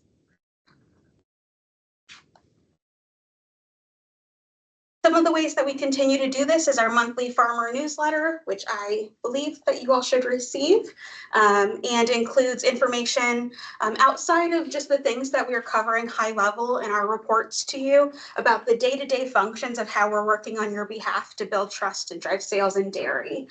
So it will include updates on our e-commerce work, for example, in this one, so that way you don't have to wait months before you kind of see the real-time numbers there, as well as things that are beneficial to you. So messaging toolkits, resources that you can share during key moments of time. So it is a really good blend of updates as well as resources for you all to use. And of course, we continue to activate farmers in our work. You heard a little bit about that during our experiential discussion. And we want to include you all as much as we can, because as I noted earlier, you all are trusted, authentic voices, and what you say really resonates with consumers. So we want to put you front and center as much as possible. And some of the ways we do this is actually through our partnership work. So you can see our friend Joanna Lidback here, who was on WCAX Story and on WPTZ and lots of local news stations, talking at the Vermont Dairy Producers Conference. And what's great about this is that the story wasn't actually about the conference, because let's be honest, consumers That's not like a very interesting story that a bunch of people got in a room to talk about something. But what is interesting is the learnings and the lessons that come out of that conference and what farmers need to be focused on going forward and what they want consumers to know. And that's what Joanna did a very good job doing through that work. So we continue to look for opportunities in areas that we might not expect it to happen, but we always take advantage of those opportunities when we get them. Next slide. And through this work, we've talked a lot about how, Dairy Management Inc. is working for you in the UDIA. And one of these ways is through the Dairy Conservation Navigator. So some of you may recall this launched about 2 years ago and was really a way for extension folks, FSA, others to really leverage on-farm sustainability practices. So it gave you a tool to identify, like, if I changed my feeding doing this, or if I implemented cover crops, what would this do to either my output or my milk check in a way. So they've taken the next step of this, and a lot of people said, this is great, and this costs money. So what DMI did is that they worked with an outside agency to identify some of those funding opportunities to implement sustainability practices. So you can filter by state, if an application is open or not, what it would cover. So it is a really impressive, robust tool that we are continuing to push and encourage those who provide technical assistance to farmers to look at and use. The other place that we are really focused on sharing more and developing baseline metrics is the U.S. Dairy Sustainability Report. So as you may know, the dairy industry has goals by 2050 to achieve a bunch of work around sustainability, really looking at the progress of how you all are becoming more efficient over the years, and how can we tell that story to consumers when we talk about dairy sustainability. So the U.S. Dairy Sustainability Report came out in late 2025 and is now being shared as part of that work to address kind of that baseline as we continue to work toward those 2050 goals. And this includes a lot of brands working on it, including Agrimark. So a lot of the partners through the Innovation Center for U.S. Dairy, you'll see it here as well. And it's at some point going to be a full life cycle assessment. So looking from dairy farm through processing. So there will be more iterations of this report that we're excited to share in the future as well. Just to wrap up, so first of all, thank you for reading through 5 different things to read through. I know it was a lot of information, but I'm hoping that you see that the work is really interconnected and that we're bringing the best of both worlds at the end of the day. First of all, we realize that New England is really an interconnected ecosystem of dairy. We share milk, we share natural resources, we share consumers. But at the same time, we're also telling your uniquely Vermont story by telling your story as dairy farmers and what you do each and every day and raising your voice to help people understand your commitment to providing a great, nutritious, and delicious product. On top of that, we work with DMI, who is a partner to us that's bringing resources to bear right here locally in Vermont and throughout New England. So New England Dairy's been doing this for 100 years. I joked this morning to at least I'd like to do it for another 100 years, but I don't think I'll be here.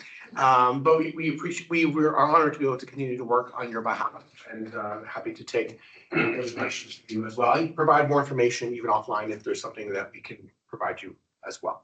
So thank you for that opportunity. Yeah. 2 questions. First, are you still doing the farmer promotion grants that? Okay. Yeah, absolutely. Please apply. Yes, we are. And for those who don't know, the dairy farmer promotion grants that Andy's referring to had for many decades was Green Mountain Dairy Promotion provided funding at the county level for farmers to be able to use in their counties for projects and programs that were near and dear to them. So whether it was a Red Cross blood drive or a dairy day, dairy festival event, whatever that was, the counties had the county committees And Jenny and I worked really, really hard with that. Unfortunately, it became a point where there were only 6 counties out of Vermont's 14 counties that were really participating in that. And I just felt like the county committees had served their time, shall we say, that there were a lot of people who didn't want to, maybe I'm referring to the younger generation, didn't really want to sit around in the county committee and create a county chair and a county secretary and do all of that in the way that the Grange and Home Dem and Farm Bureau and everything still had, strong county committees. So what we did was we took that kind of funding for dairy promotion programs and projects, and we flipped it to New England Dairy for them to be able to review, create the accountability for how that money was spent so that it really was impactful. But then it opened it up. We've had some fantastic projects run by the next generation that would not have come to fruition if we had still stayed with the county committee. And I know Farm Bureau and things like that are sacrosanct, and that's not where I'm going with it. But we've had specific farmers. Keith Sprague in Brookfield does this Art on the Farm project. He never would have applied to the county committee, but he and his wife can do it and have a couple thousand people there on the weekend. I mean, there's just all kinds of projects. My neighbors, the Netto family, did Sundays on the farm 2 years, and they had really good turnout. They're not doing it this year, I think, because they're having a wedding, and I can't understand why they wouldn't want to do both. Just quick too, is that thankful to you all that you actually funded dairy promotion grants through this contract. So there's up to $24,000 in funding through this last contract. The reason that you're not hearing about it in this presentation is that we usually see a slower application trickle the first 3 months of the year. Because as you know, you're like, oh, June is dairy month. Like, I'm going to start thinking about that on May 15th. So we will see a ramp. There just wasn't a whole lot to report, and we wanted to make sure we had time for the other things. And I know that of that 24,000, there's a significant amount designated for Vermont. That is all That is all Vermont. That is the Vermont number. There you go. See? So. Yeah. My other question, last fall, we significantly underfunded you compared to what the grant request was. I think historically, we've given you like 90% of the Vermont dollars, and I think this year it was like 75 or maybe less. What would that extra 15% have done? So we trimmed quite a few things back transparently. We trimmed, farmer relations got trimmed. Some of our sales work got trimmed, our social media work got trimmed. Like we basically give a haircut across the board. Apparently the razor went too far on me, but we took a haircut. So it reduces impact across the board. Okay, great. Thank you for presentation, outstanding. Thank you. And I had one plug while Yeah. Larry was up here. I know the team puts on an incredible annual meeting in the fall. And I know many of you have attended it, but with you can't cover any expenses for the board members. So I would like, as chair of our board, I would like you guys to consider, and maybe you can talk about it amongst yourselves. We'd love you all to come to our annual meeting, but obviously, New England Dairy can't cover your expenses.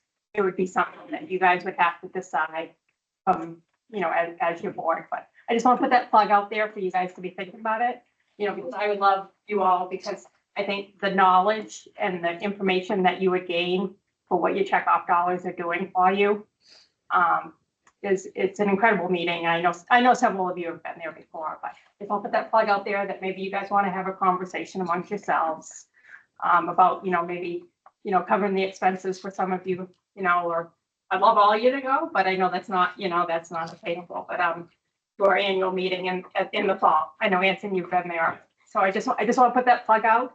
And then there's another, other state boards, we work with New York and Connecticut especially do it. We have a joint annual meeting that's national, our national DMI meeting. It's usually in October, November. And they always send, maybe one or two of their board members to that meeting. If you really see that collective work that's being done at the national level. So it's just something I wanted to put out there so you guys could think about it, talk within your board if it's something that anybody has some interest in attending. But I would love you guys all to come to our annual meeting because it's excellent. It's really important. Just want to put that plug out there for you guys. Thank you. Thank you. Thank you. Great, I think we're gonna move to Pluck. Is Yep. that correct? Dave Barron David? Awesome. Hi, for everybody who doesn't know me, I can't see quite everybody in the room. My name's Dave Barron. I run Pluck. We're a brand development studio up in Burlington. So we have two separate grants, and I'll just kind of give updates on both of them. So the first is a collaborative podcast with Happy Vermont. And Happy Vermont is a local Vermont podcast. It's run by my wife, who's also works with me at Pluck and runs her own communications business as well. So as part of that, we're going to be doing 6 podcasts through the year, featuring various types of dairy farmers and processors. So if you can just go to the next page. Can I do that or no? So just a quick update. We reached out to a number of farms. We didn't get responses. This is just more of an FYI. We had 2 introductory meetings with farmers and dairy processors who, after the interview, weren't quite interested in doing it. And then if you go to the next page, this is our current update. We have 5 slated. We have obviously 2 in the next 2 weeks that we're doing the interviews for. We'll be lining up the next 3, and that 4th one we'll figure out. We've tried to spread it out. So we do have obviously a goat dairy farm, sheep, cow. We have a cheesemaker, and Kiss the Cow does kind of cow dairy and ice cream. Overall, we're looking for kind of different stories and different approaches. We have one that's a 3rd generation farmer. We have one who relocated with like a very big interest in biology. Just a nice mix of people. And in terms of the photo shoots that we'll be doing, most everybody suggested we kind of push a little bit till the green comes in a little bit more. And it's just a little more aesthetically pleasing when we do photo shoots there. I think we'll be locking up the next, the final podcast dates and that final interviewee probably in the coming weeks. Any questions on that one before I shift to the next one? I'm happy to. Dave, are you still looking for farms or farmers? For a 6th one? Yeah. I think we have some initial kind of outreach going on, but yeah, we are. Okay, next. So the second grant that we're working with is a Vermont dairy map for the website, and also kind of a series of these smaller animations that can be used on social media and for advertising. If you want to select the next page. The first part of that is the map for the dairy farmers and the dairy processors. So this is currently up on the site. Laura provided a list that we kind of went through. We did a pass at trying to also find links to either websites or in some cases social media to kind of push out. If you visit it, you'll notice a lot of the processors have more links, in terms of website presence and digital presence than dairy farms. Color coded. There's an ability to sort based on what you're looking for. So that was the first part, and that's live right now on the site. And then if you go to the second slide, I'll kind of talk about the animation pieces. These are still in their infancy at this point. We wanted to get that first chunk of the map out. So we're looking through the summer and fall. We have not locked really like anything definitive. We're kind of exploring the different concepts, but you know, one focusing on dairy products, one on that kind of intergenerational family, you know, that Vermont way of life for farming.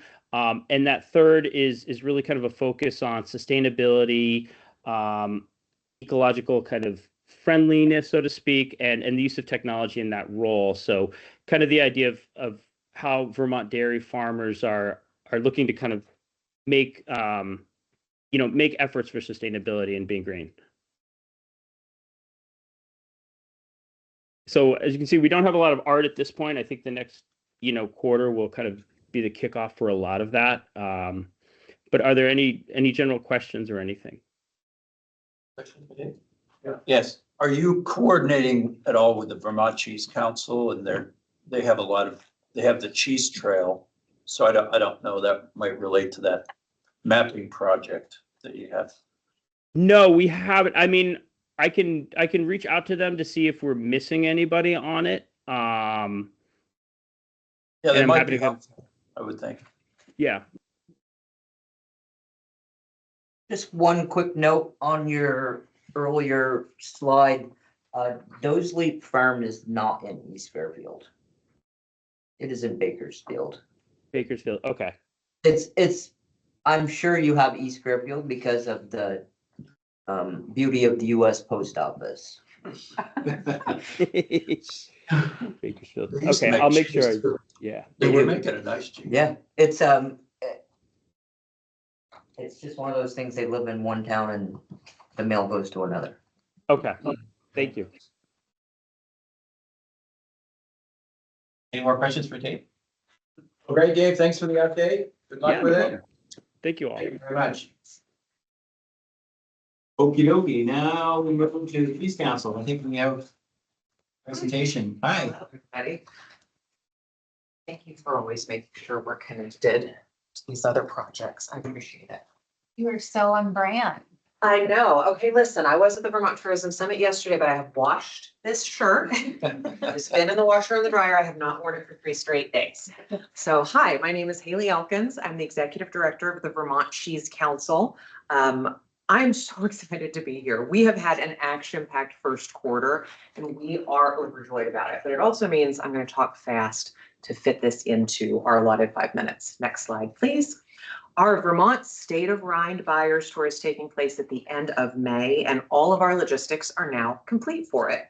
It is a highly curated tour by design. So buyers are being transported, 7 of them, by myself and our event coordinator in like Men in Black style SUVs from farm to farm so that we can tell the story of not just the farms when we get there, but also all of Vermont's working landscape in between.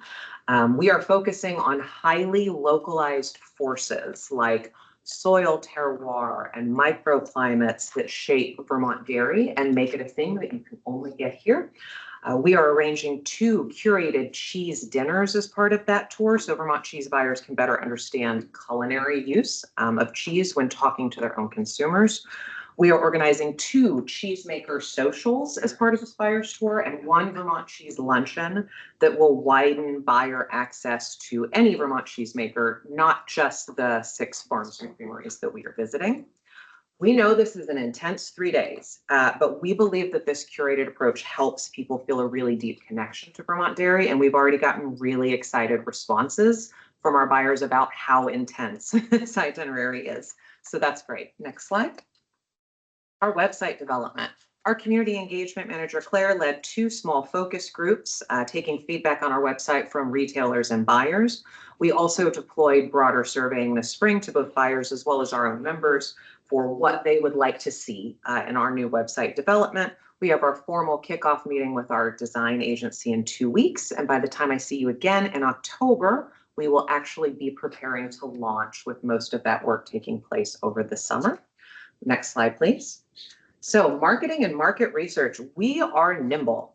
We are 1 full-time staff member, 2 20-hour-a-week employees, and 1 10-hour-a-week event coordinator who's the most efficient woman I've ever seen. So we pride ourselves on being nimble because we are so small. And so when the Masters of Taste which is Los Angeles's luxury food and beverage festival, called us and said, hey, we're doing this big event at the Rose Bowl. Do you know any cheesemakers that would want to be part of a field of cheese? We said, boy, did we ever. So we organized transport for Vermont cheesemakers to get their product there, as well as a bunch of Vermont Cheese Week and Vermont Cheese Trail brochures, flyers, rack cards to all of those folks in Los Angeles. Of all of the cheeses on the field of cheese, Vermont represented a third of them. So that was really exciting. Officially, we are starting our retailer visits beginning in Boston today, which is why my phone is blowing up by my community engagement manager picking up a rental car. We had all the opportunities, though earlier in the spring, to sneak into Colorado kind of unexpectedly for some retail site visits. So we got to like open up kind of like a little bit of a newer market to us. So we're excited about where those connections can go in the year. To keep market research more continuous, we are working to train our entire staff so that 100% of our team is capable and qualified to undertake retail site visits and understand how to talk to retailers, how to see how their product is merchandised, look at expiration dates, all that. Because we did 22 visits last year and it was just me and our community engagement manager, and it was overwhelming. So now we are training our other 2 staffers to be able to help with that as well. Next slide, please. Our farm and creamery product photography. So we are doing this for the 2nd year in a row. We've got our photographer secured. We've got our 3 cheesemakers lined up for farm and creamery photography in the summer. And we're expecting 200 to 300 marketing photographs that we can use, that the state can use, that we make available as kind of a large resource that folks can pull from. Next slide, please. We also heard from our makers in our strategic planning process that a better understanding of the distribution landscape is a huge need for them. And we've published a distributor guide before, but it only ever had 3 or 4 listings.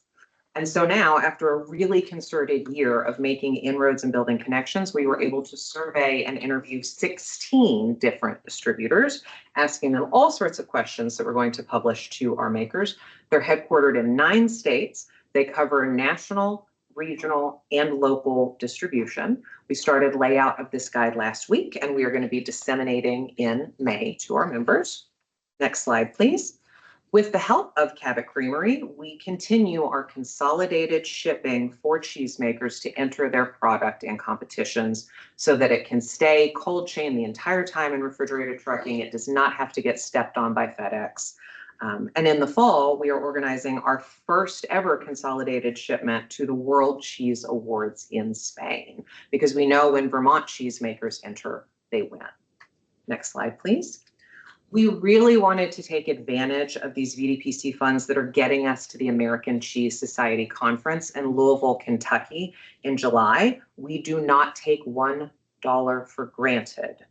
So we have now flown too close to the sun. We are doing a lot at ACS. So while we're there, we are organizing a mini road show for cheesemakers up to Cincinnati because it's only about 90 miles up the road. It is my old stomping grounds. We are meeting retailers there. We are doing a public-facing sampling event with cheesemakers to introduce even more Vermont cheese to the Southwest Ohio market. That is Tuesday before the conference even starts. For the awards ceremony on Wednesday, we are presenting a much more unified display, and you're seeing the first of it kind of right here for the Vermont cheese brand. So Vermont cheesemakers have always just been kind of left to their own devices, but we have ordered Vermont cheese pennants. We are planning t-shirt orders for cheesemakers. We are bringing table tents. We are bringing branded materials for makers to kind of connect and plug into the larger Vermont cheese brand. I will personally be organizing makers to sit together as a community during the awards ceremony on Wednesday. So say a little prayer for me, because we want to make some joyful noise the way that Wisconsin makes some joyful noise. We want to present a unified presence. We are also deep in logistical planning right now for a Vermont cheese reception on the Thursday evening of ACS. We organized a similar reception as part of the Dairy Business Innovation Summit in Albany in March, if you were there. So not only did this help us iron out the logistical hurdles of how do we come and demo 10 cheeses with our staff to free up cheesemakers themselves to actually talk to people instead of frantically cutting cheese. But the summit also polled attendees at that reception in March. So now we have all this feedback to really inform how do we want to do this reception at ACS in July? Finally, on Friday, we are tabling at a Meet the Cheesemaker event. It includes an industry preview that's really industry targeted, and then sampling cheese to everybody else for another couple of hours from Vermont cheesemakers who could not attend ACS. It is several $1,000s for a small cheesemaker from Vermont, not counting the time they have to take away from their farm to attend ACS. So for those who cannot, we will be there repping Vermont cheese. Next slide. Additionally, we are sending staff or have sent staff to all of these trade shows and conferences, and suddenly an enormous part of my job is being travel logistics coordinator, but it means we are now able to take Vermont cheese into a lot more places in a lot more sizable way. So that is all things cheese in like 7 minutes. Sorry. What questions can I answer? Comment. Yes, sir. Very impressive. Thank you. Thank you. We're very proud. I like you talking fast. I do my best. Merchandise. Yes, sir. That looks very popular. Do you have a store where we can buy this? June. It's coming in June. And we're also looking at launching at Billings Farm. So you might be able to pick it up yourselves there as well. But yeah, and we will send that email out.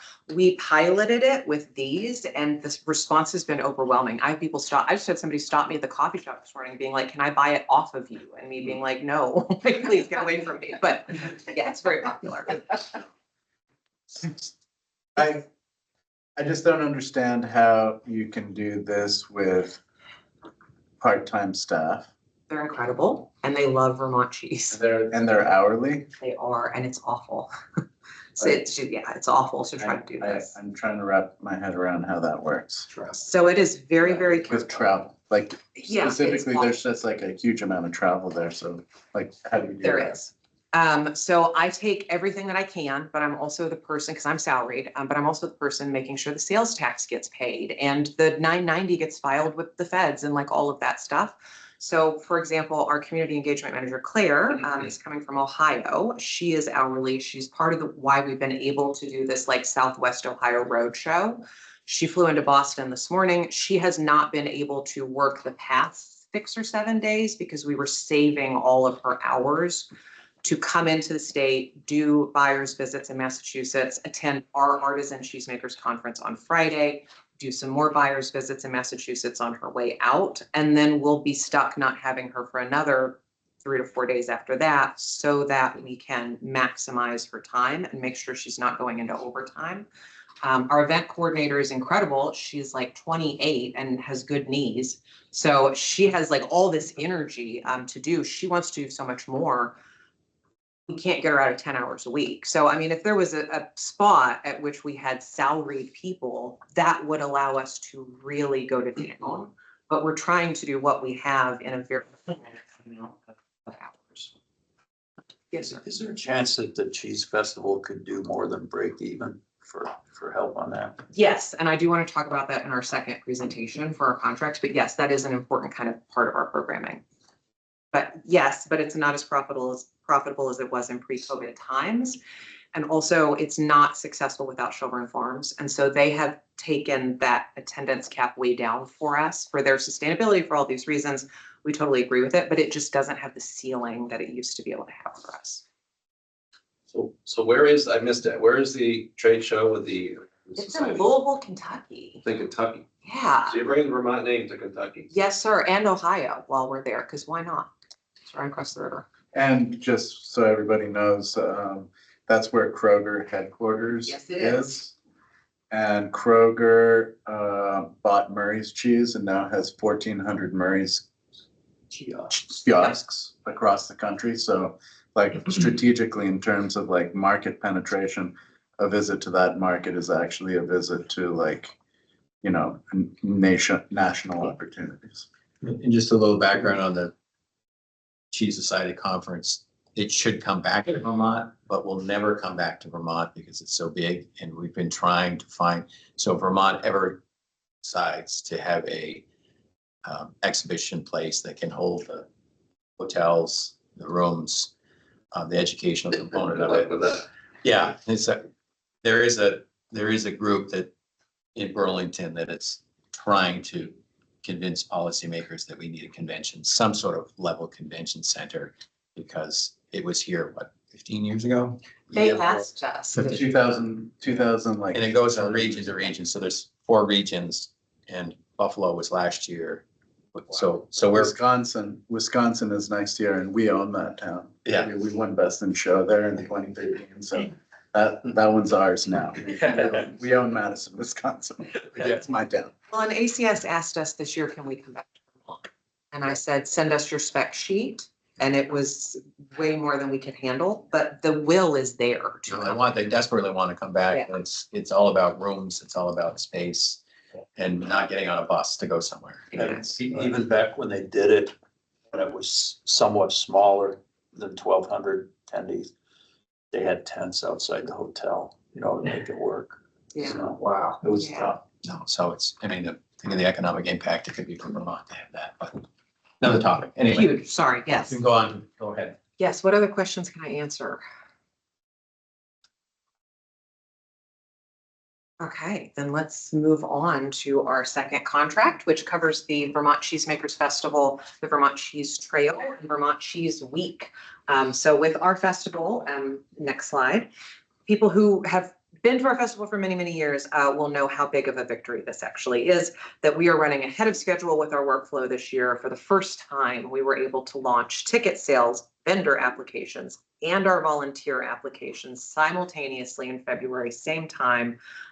We now have what we feel is a post-COVID plug and play model that allows logistics to move smoother, faster, and within Shelburne Farms capacity constraints. By audience demand, because we surveyed our audience pretty extensively last year, we're adding cheesemaker panels or presentations back into the festival. We're doing 2, the history of cheesemaking in Vermont, which is very exciting, and women in cheesemaking to dovetail with International Year of the Woman Farmer. We know that these are a selling point for attendees because they've told us that they are.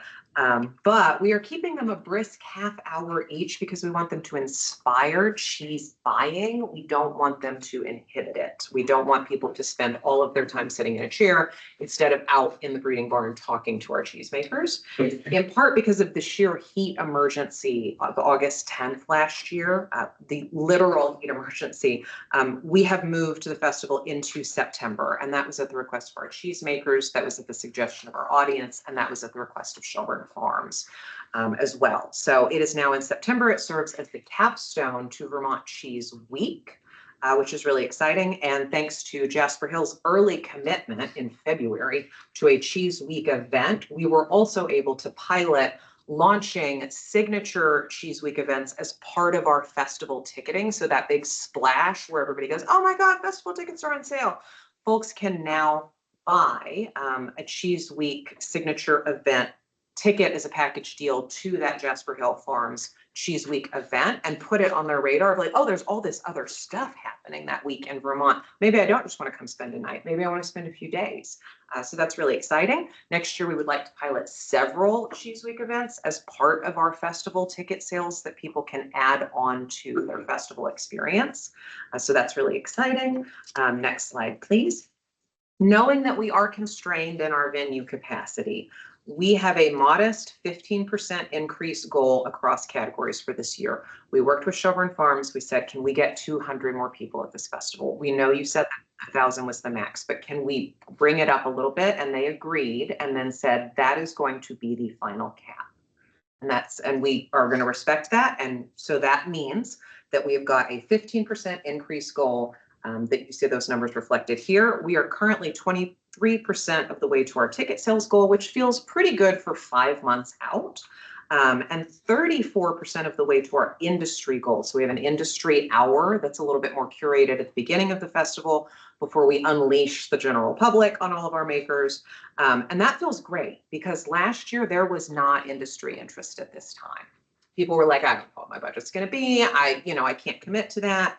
And we have already got 40 or 50 folks that jumped on it like a duck on a June bug. Those are buyers? Yes, those are buyers. So buyers, distributors, like all through the supply chain. So it's not just Whole Foods. It's also like small cut and wrap shops. It's folks down the gamut. And that we think is primarily because of the inroads that we made last year, doing 22 different site visits, like me and Claire living out of suitcases, making that happen. Now people were looking for it. They were interested. They were going, oh, hey, this is Haley and Claire's thing. This is the Vermont cheese thing. Yeah, of course we're going to go to that, in a way that they hadn't heard from us really for a few years prior or so. So that's really exciting. We also know that moving the festival into September means that general admission sales may be moving on a slightly later timeline as usual. So we do have contingencies for that. We have 20 cheesemakers signed up to date. We anticipate picking up the last necessary 10 over the next month or so. As Melanie from Stony Pond just told me, I'm covered in baby calves. Like, I can't sign anything. Get off me. So once we get out of the end of calving season, I think our smaller makers will be happier to get their insurance paperwork in. Next slide, please. The Vermont Cheese Trail. Monday was everybody's deadline for getting this information up to us, and those are going to print next week into distribution centers just in time for Memorial Day. We put out about 15,000 of them, as well as through retail and lodging. So it's not just welcome centers, it's retail and lodging in Vermont, and then it's retail outside of Vermont. We also send Vermont Cheese Trail maps to folks in New York, Massachusetts, Rhode Island, Connecticut, all those cut and wrap shops. Tell your people, come up and experience the Vermont Cheese Trail for yourself. And I am most excited to say that I'm no longer the woman who sits at a TV tray at night and puts a stamp on every single Vermont Cheese Trail map from anybody who requests it off our website. We are now outsourcing it through a mail house because we've got so many requests. So that's really exciting.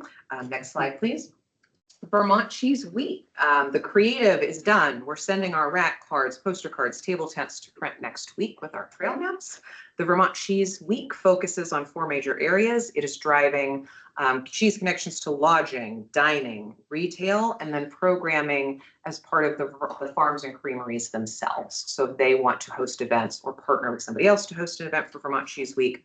We have 10 lodging partners committed, which feels really nice in the end of April for an event that's going to be in September. Lodging is getting more and more and more excited about participating in Vermont Cheese Week. We have 3 retail. Restaurant and retail asks mostly happen in May and June because they don't know their labor. They're not going to commit to their labor yet. But then they roll in June and July, like everybody wants to be a part of it. This is 20 plus events across the state of Vermont. We're trying to get up to 30 this year that take place the whole week. We are also in the process of signing on the line, which is dotted, for all of our radio advertising in Boston, New York, and Philadelphia to start over the summer to bring people into the state for Vermont Cheese Week and the Vermont Cheese Trail. We have started some early local print advertisements, and we also got a sponsorship with 7 Days to use that marketing budget a little bit more effectively. So we saved a lot of money there. They're going to help us advertise in a big way. And out of all of our projects, this is the one that gets the latest start in the year because of the nature of restaurants and retail. So we have the least to report on it, but you're going to hear a lot about it in October. So what questions can I answer? Great. Well, thank you very much. Thanks for the great work. Doing a lot of work. Thank you. Yes, we are. We love it. Yep. Hey, I think we have one more, right? We do. We have Jenny Jenny from from the VPA. Vermont Dairy Producers Alliance. Yeah, hi everybody. Okay. So we were partnered in this grant for the 7 episodes and full documentary that really highlights our, wait, can everybody hear me first? Yes. Yeah. Okay. Yeah, Jenny, you don't have your camera on, which is okay. You can turn it on or leave it off, and then just tell me when you'd like me to advance the slide. Okay, sounds good. So I will do an overview of kind of the stats of what's been posted, boosted, broadcast so far, and what we have planned for the remainder of the time. So we can go to the next slide. So The State of Farming is the title of the whole video series, and this project originated with Monument Farms working with Mount Mansfield Media Production. We jumped on board with the Vermont Dairy Promotion Council to increase the viewership of this phenomenal docu-series that really gets people who are not on the farm into the farm, meeting the farmers and getting educated about the topics that are super important for every Vermonter to know. Economy, environment, community, the major pillars and struggles that Vermont farmers have. We can go with the next one. So 7 episodes have been released, and these together will format the whole documentary. So that hasn't been posted yet, but these are shorter bites for people to watch. They're still fairly long. They're not like 30-second reels or super short episodes, but they're engaging. They have the footage, they have the interviews, and they're topic focused in a way that might capture different people who are interested in these different topics. So we've produced 7 episodes so far, and this eyeball little icon here, that's the total views. It includes the ad boost and the organic views for each episode. So the 2 main ways that they were promoted were through meta ads. Each episode got boosted for 2 weeks after it posted, and then broadcasted on local networks. Go to the next one. So these are 6 of the 7. The 7th episode was posted earlier this month, and it'll have its own slide. So here are some key metrics. The cost per play. A play doesn't count as a view.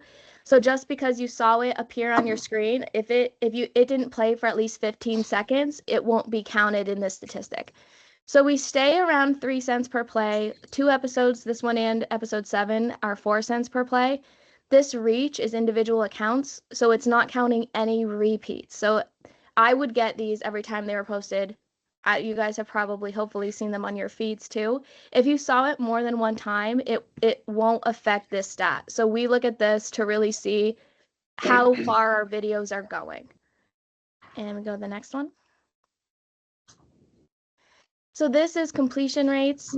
This is the first 4 and episode 5 over here. So the idea is that people will watch at least to the 50% mark. We will be utilizing a lot of the footage that didn't get viewed, especially on social media. There's a big swipe through rate of people looking for shorter, quicker content.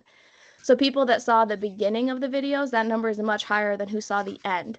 So a lot of that material will be reused back into shorter reels to fit those like smaller bite-sized quantities that people are looking for. But for long format videos on social media, getting to that 50% was pretty consistent. The 15-second, the reach counted for more of the numbers. We can go to the next one. So this is episode 7. Our reach was the highest it had been at 125,629 accounts. Our views were high. We were at 4 cents a play. And this number down here might have included shares as well. And it was impressive to see the amount of people that would share these on top of how many views came from the boost. Next slide. YouTube stats. So this is very organic. This is what was hosted on Monument Farms website. Any plays that came from there were counted here. And we'll see that the average view was higher at 4 minutes and 22. YouTube is meant kind of for longer content, people who are interested in diving in more. You can see the length of the videos here hover between 6 and 11 minutes at the most. So the lengthier views were held on YouTube, and that could include like teachers who were playing this for their class or people who really had intentions to watch the full length. We can go to the next one. So this is the broadcast numbers. So for the Super Bowl and leading up to the Super Bowl championship games and the Olympics, the cost in February or early on, I think June and February, was higher. We had 4 cents per view here, 2 cents here, and 3 cents here. But this is also where we kind of like expanded and invested because the viewership was higher on all these networks for these main events. So we added Channel 9 here, as well as WCAX and WPTZ. And the next one.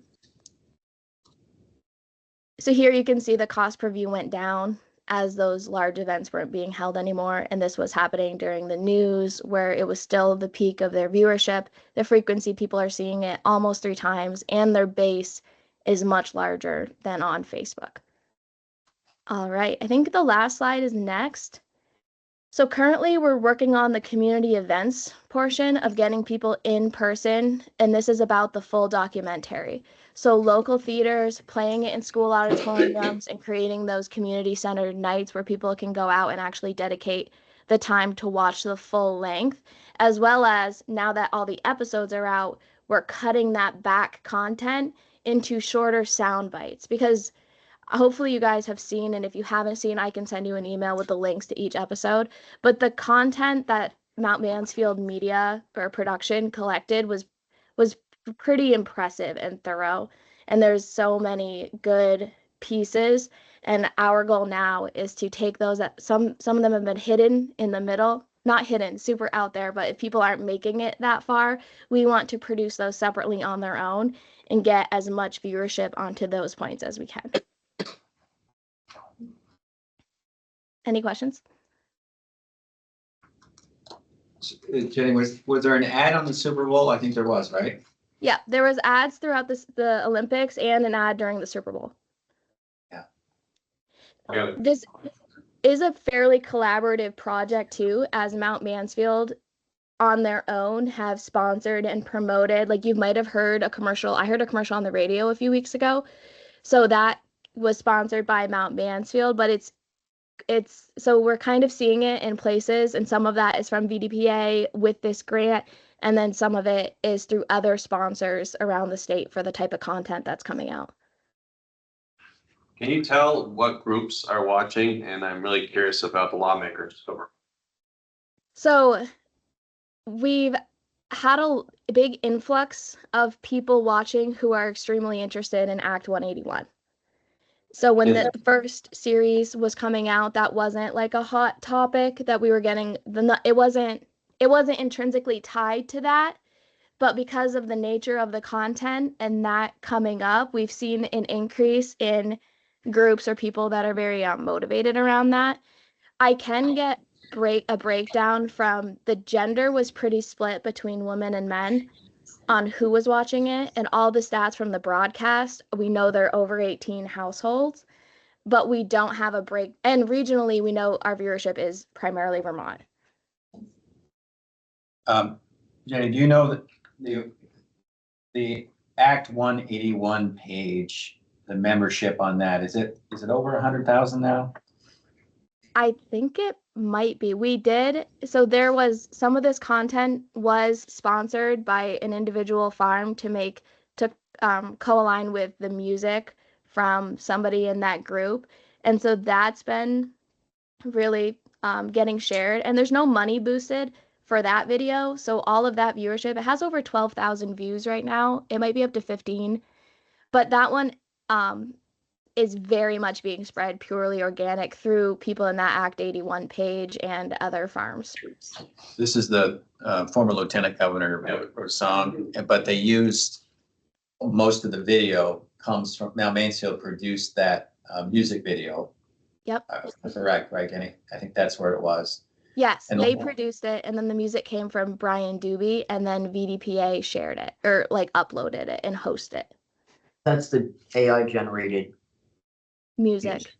Yeah. Yep, the lyrics came from Brian Doobie, and then I don't know what platform he used, but it's some AI music alignment. Just have a comment. I don't know how you all have heard about this video, but I feel like I've had multiple people reach out to me, not in agriculture, telling me that they're watching this series like as if it's like their Netflix show. So I thought that was pretty cool that it's getting out there like that. It's been awesome to see the variety of local involvement. And it's not like just a certain county of farmers. It's pretty wide reaching throughout the state that I feel like when people are watching it, they're seeing somebody that they know. Anything else for Jen? Just congratulations. The quality of this production is it's amazing. It's amazing. This is just gonna go and go and go and go and go, I think. Yeah. We're excited, we're hopeful. We're talking about kind of creating some curriculum for different age groups of students to see if to have it available to different school districts. I think Mount Mansfield did it great. Yeah. And they have just loads of video that haven't used, so it can be repurposed. So The intro story in episode 1 sucked me in. And then I feel like I got to episode 2 and I was like, that's me. I forgot I did that interview. Yeah, and speaking of that, when I watch it as a dairyman honor, I was impressed with the amount of employees that with positive comments. That was really, I was grateful to that. Yeah, I appreciated what you said out on the State House lawn. Nicole. Yeah. I don't remember what I said, but thanks. Great. Well, thanks for your work, Jenny. Awesome. Love all the data too. With digital, it's so interesting to see where you can track things, and unlike old advertising, you just put it out there and Cross your Oh. fingers. cross your fingers. No, it's great to have the metrics. Thank you. Right, so we had a break time? What are we We doing? are ahead of schedule. 11:30 is lunch. I could see they're starting to get things ready. So we have lunch for the BDPC members. And there should be a selection of sandwiches and beverages. If you need something specific, I tried to get a variety of things. Let me know and we can order you something in the cafe. So I don't think, I will go check and see if they can bring you out earlier. Okay, great, thanks. But otherwise, we're sort of like, lunch is the next thing. on I the know agenda. Mateo brought cheese. Mateo did bring cheese, so I don't know if the time is right. Cheese time. Is it cheese? Yeah. Maybe a 5-minute break and then our 10 minutes, whatever you need, we'll reconvene and we'll check on lunch and then be back at it.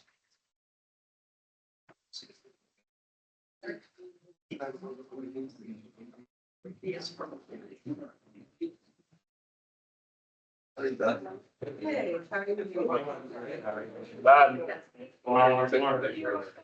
Right. Still too cold again. Yeah, too cold, too wet. No, it's not too wet.